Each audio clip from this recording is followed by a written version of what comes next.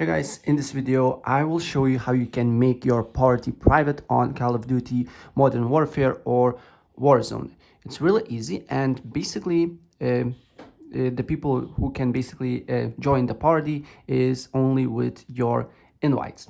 And to do that I'm using PS4, so basically I need to press triangle and I end up on this page, and then you need to basically press R1 to be on party, and then what you need to do here is to press R3, right, this button.